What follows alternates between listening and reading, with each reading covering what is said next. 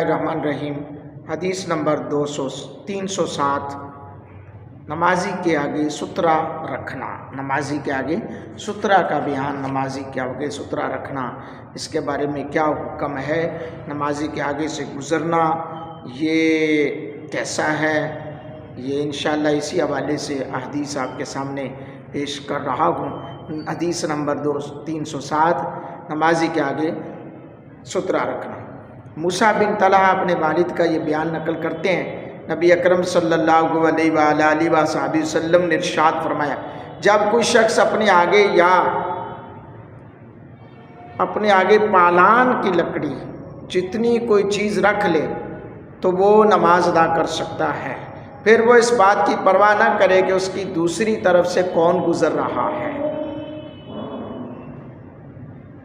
پھر وہ پرواہ نہ کرے کہ اس کی دوسری طرف کون گزر رہا ہے۔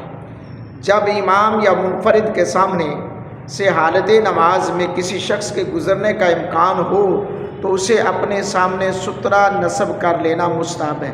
سترہ ایک ہاتھ طویل یعنی ایک ہاتھ لمبا اور شہادت کی انگلی کے برابر موٹا ہونا چاہیے، یعنی اتنا موٹا، اور ایک ہاتھ لمبا کم از کم یعنی 1.5 فٹ، جسے کہہ لیجئے 1.5 فٹ، اور یہ کم از کم ہونا چاہیے۔ اگر کسی شخص کے پاس بطور سترہ رکھنے کے لیے کوئی چیز موجود نہ ہو تو حضرت امام احمد بن حنبل رحمۃ اللہ علیہ کے نزدیک وہ لکیر کھینچ سکتا ہے، لکیر سترہ کے قائم مقام ہو جائے گی۔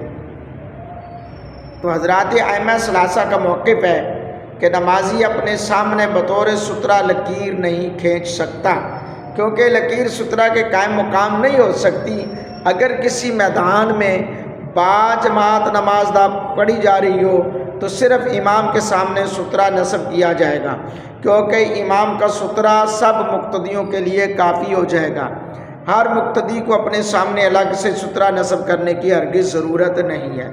اس مسئلے میں تمام ائمہ کرام کا اتفاق ہے، جی ہاں، کہ لکڑی رکھنا ہی ہے یا کوئی اس کے قائم مقام چیز ہو، لہذا لکیر کھینچنا کوچنا یہ جو ہے تمام جمہور کے نزدیک یہ جائز نہیں ہے۔